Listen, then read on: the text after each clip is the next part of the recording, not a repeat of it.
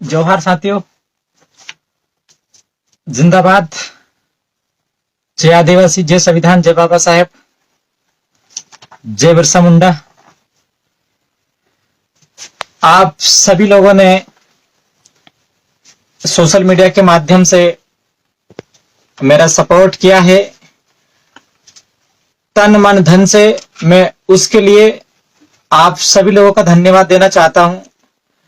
और जिस प्रकार से इस तानाशाही प्रशासन ने जो मेरे ऊपर जो कार्रवाई की है, झूठी कार्रवाई की है, उसका हम जवाब देंगे।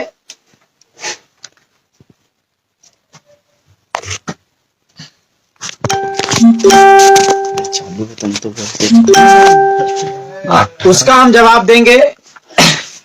और एक और बात विशेष मैं आप सभी लोगों को बता दूं कि आज जिस प्रकार से मध्य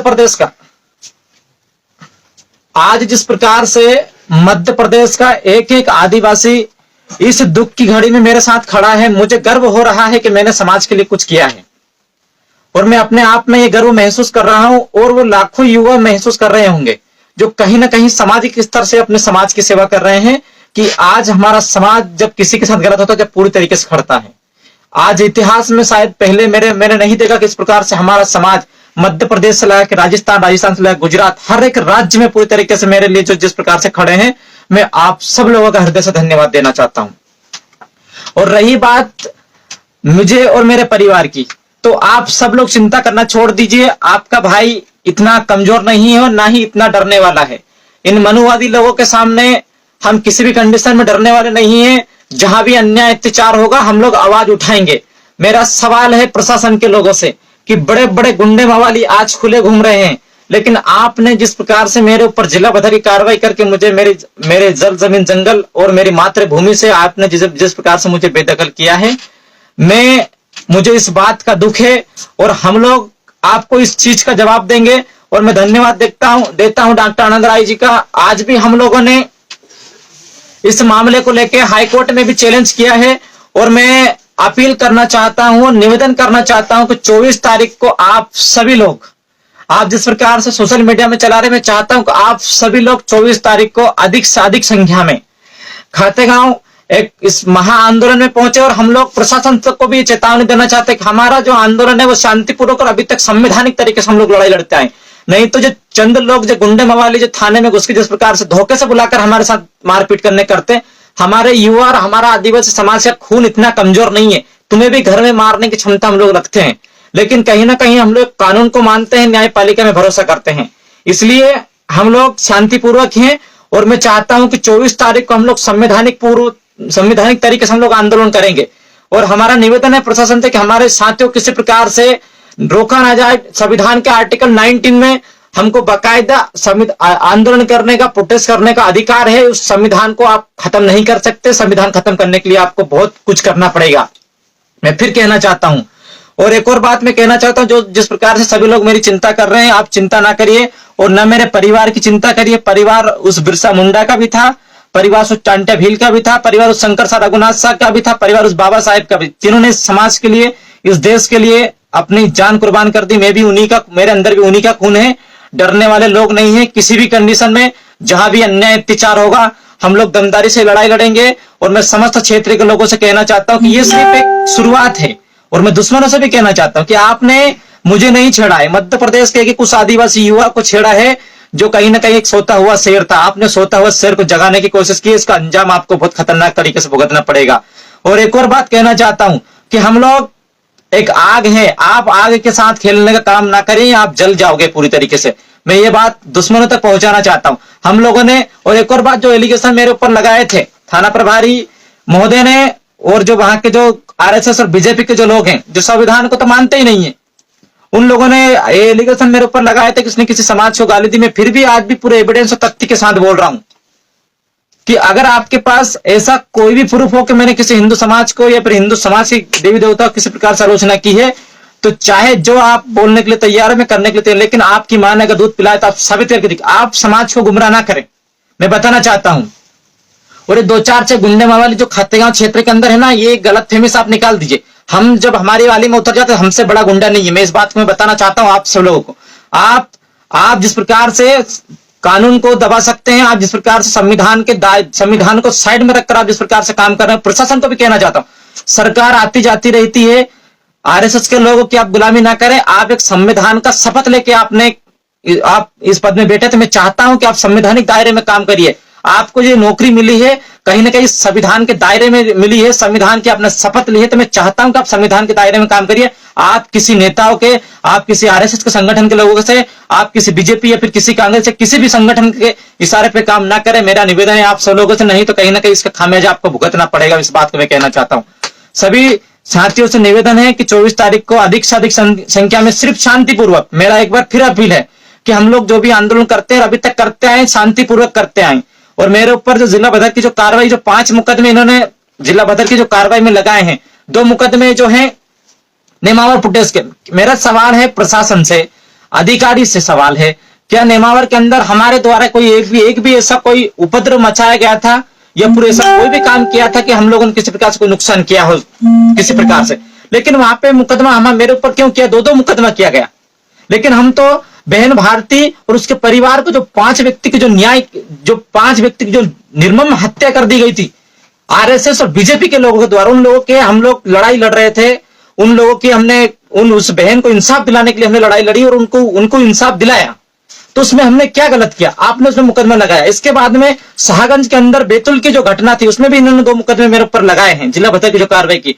मेरा सवाल है प्रशासन से, मध्य प्रदेश के मुखिया शिवराज सिंह चौहान से मेरा सवाल यह है कि 3 नाबालिग लड़कियों के साथ बलात्कार होता है। घोड़ा डोंगरी की जो लड़की थी बैतूल जिले की, उनकी लड़की के साथ 3 लड़कियों के साथ बलात्कार होता है। उनके ही सामने उनको जब भाई आवाज उठाता है, उनके सामने उनको भाई को मार दिया जाता है। लेकिन प्रशासन हमारे मध्य प्रदेश के आज जिस प्रकार से जो मेरे ऊपर शक्ति दिखा रही है ना, ऐसी शक्ति अगर इस हर एक जगह दिखा दे तो प्रदेश में क्राइम बंद हो जाता है। लेकिन ऐसी जगह नहीं दिखाई, तो तलवे चाटने का काम करते नेताओं को, बीजेपी कांग्रेस के लोगों को। मेरा ये कहना और ये मानना है। और आजकल तो जो थाने जो बने ना, कहीं ना कहीं पूरी तरीके से बीजेपी के इशारे पे चल रहे हैं। और मेरे हिसाब से थाने का नाम बदल के बोर्ड लगा देना चाहिए वहां बीजेपी का, जिस प्रकार से लोग काम कर रहे हैं। शाहगंज में हम लोगों ने आंदोलन किया था 3 बहनों को न्याय दिलाने के लिए, उनके भाई को उनके सामने निर्मम हत्या कर दी संजू चौहान के लोगों ने, जो कहीं ना कहीं बीजेपी से एक बड़ा चेहरा था संजू चौहान। हम लोगों ने आंदोलन किया, लेकिन 1 महीना तक प्रशासन ने किसी प्रकार से उनके ऊपर मुकदमा कायम नहीं कर। हम लोगों को मजबूरी में जाकर कुछ बैतूल के साथी और हम लोगों को जाकर वहां पे मजबूरी में जाकर हमको प्रशासन से भिड़ना पड़ा और प्रशासन से भिड़कर हमको रोड में बैठना पड़ा। रोड में बैठने के बाद हमने बहनों के इंसाफ के लिए हमने उनके ऊपर मुकदमा कायम ही करवाया वहां की जगह। तो क्या गलत किया हमने? जो काम प्रशासन अगर नहीं करेगा, अगर प्रशासन नहीं करेगा तो वो काम कौन करेगा? मजबूरी में हमको करना पड़ेगा। 1 महीना तक इतना बड़ा जघन्य अपराध हो जाता है, मुकदमा कायम ही नहीं होता। और हमारे जैसे युवा को जो समाज की बात करता है, निर्दोष तरीके थाने में बुलाकर पीटा जाता है, फिर झूठे केस में जेल भेज दिया जाता है। तो ये हमारा देश का सिस्टम है, प्रदेश का सिस्टम है। और मध्य प्रदेश के अंदर जिस प्रकार से भाजपा के राज्य में जिस प्रकार से आदिवासियों के साथ सबसे ज्यादा अत्याचार बढ़ता जा रहा है, चाहे निमाड़ की घटना हो, चाहे सिवनी की घटना हो, चाहे बैतूल की घटना हो, चाहे बिस्टान घटना हो, चाहे खरगोन की घटना, हर एक जगह। और प्रदेश में जो आदिवासी के जो हित से बोलते हैं, अभी एक वो भी आया था, अमित शाह भी बोल रहा था कि मैं फलाना और ढिकाना। और जिस प्रकार से शिवराज मामा बोलता है कि मैं आदिवासी, अरे आपने आदिवासियों के जघन्य अपराध के मामले में, आपने आदिवासियों के क्षेत्र में मध्य प्रदेश के अंदर आपने अत्याचार के मामले में आदिवासियों को नंबर 1 पे लाके दे दिया। यदि मैं नहीं बोल रहा, रिकॉर्ड बोल रहा है। और आप बोल रहे हैं कि मैं आदिवासियों को भला कर रहा हूं। हर एक क्षेत्र में आपके जो पले हुए जो लोग हैं और जो आरएसएस के जो लोग हर एक क्षेत्र में अत्याचार कर रहे हैं। और जो बात रही पीपलदा की घटना में जो दो मकान जलाए थे, कहीं ना कहीं मैंने और एक व्यक्ति ने मेरे ऊपर एलिगेशन लगाया, मेरे पास सबूत है, आप चिंता ना करें, मैं बगैर सबूत की बात नहीं करता आप लोगों की तरह। मेरा किसी व्यक्तिगत व्यक्ति से कोई लड़ाई नहीं है, लेकिन हमारी इंसाफ की लड़ाई, ना हम किसी धर्म को ठेस पहुंचाते, ना किसी जाति को ठेस। लेकिन हम लोग आदिवासी हैं, प्रकृति को मानने वाले लोग हैं, हमारा धर्म आदिवासी है, हम किसी धर्म को ठेस नहीं पहुंचाते। लेकिन कोई व्यक्ति हमारे धर्म को, हमारी संस्कृति को ठेस पहुंचाएगा तो हम चुप भी नहीं बैठेंगे। एक बात मैं स्पष्ट तरीके से करना चाहता हूं। तो सभी साथियों से निवेदन है, अपील है कि आप सब लोग अधिक से अधिक संख्या में पहुंचे और आपके भाई की चिंता ना करें। आपका भाई का एक एक खून और आखिरी सांस समाज के लिए कुर्बान करने के लिए तैयार है। बिरसा मुंडा 23 साल की उम्र में अपने समाज के लिए जान दे दी थी। कहीं ना कहीं उन कुर्बानी की बदौलत आज हम लोग चैन की सांस ले रहे हैं। तो हमारे ऊपर एक बड़ी जिम्मेदारी है। नहीं तो आने वाले समय में ये पीढ़ी, जो आने वाले समय में जो युवा पीढ़ी है, ये ना बोले कि जब हमारे हक अधिकार, हमारी संस्कृति, हमारे जमीन जंगल लूट रहे थे तो आप लोग इस आजाद भारत देश के अंदर क्या कर रहे थे।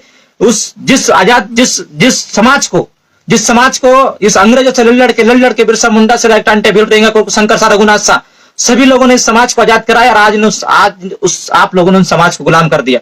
साथियों, ज्यादा कुछ नहीं कहूंगा, लेकिन हर एक क्षेत्र में जिस प्रकार से लीडरशिप बढ़ती जा रही है, युवाओं को मैं धन्यवाद देना चाहता हूं। आज जिस प्रकार से आप सभी लोगों ने मेरे लिए लड़ाई लड़ रहे हैं और मुझे आशा है कि 24 तारीख को भी आप लोग दमदारी से मेरे लिए संवैधानिक तरीके से आप लोग लड़ाई लड़ेंगे। और एक और बात मैं दुश्मनों तक कहना चाहता हूं कि आपने रामदेव ककोड़िया को ठेस नहीं पहुंचाई, आपने प्रदेश के लाखों आदिवासियों को ठेस पहुंचाई जो किसी कंडीशन में आपको बख्शने वाले नहीं, किसी भी कंडीशन में बख्शने वाले नहीं है। हम लोग किसी को छेड़ते नहीं है, और जो आदिवासी को छेड़ता है हम उसको छोड़ते भी नहीं किसी भी कंडीशन, चाहे वो कितना ही बड़ा दादा हो, चाहे कितना ही बड़ा गुंडा हो, चाहे कितने बड़ी कुछ भी हो।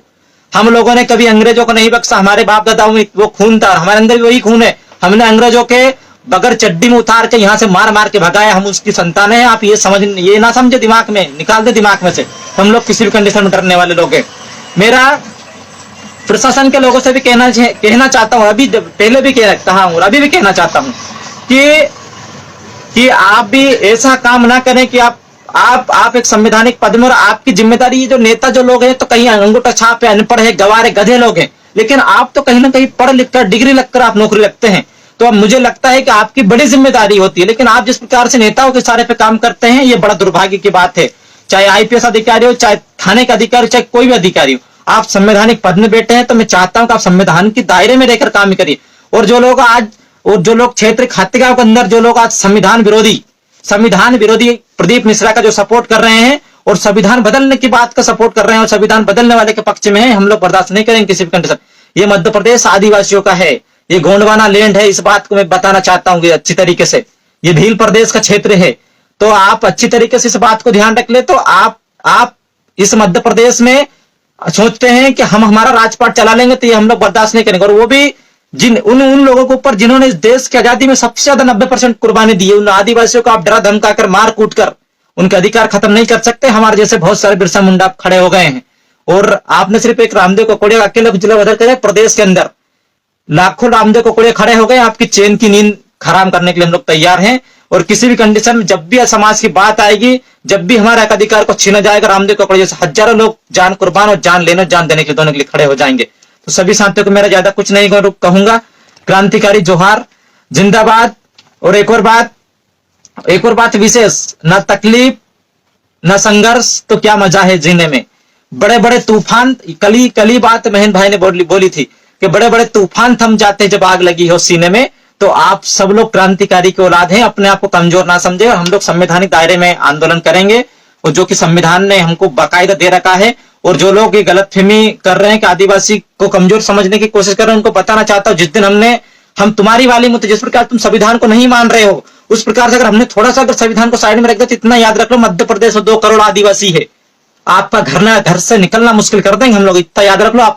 आप ये 40-50 गुंडे भेले करके धोखे से बुलवाकर हमारे किसी साथी को या फिर मुझे मारने का काम करते हो। आप में हिम्मत है, आपकी माँ ने अगर दूध पिलाते तो आप दिन बताइए, और फिर बताइए, हम बताते हैं आपको, आमने सामने से वार करिए ना आप, फिर हम आपको बताते हैं कि आदिवासी कितना खतरनाक है, आदिवासी क्या है, हम आपको ये बताएंगे।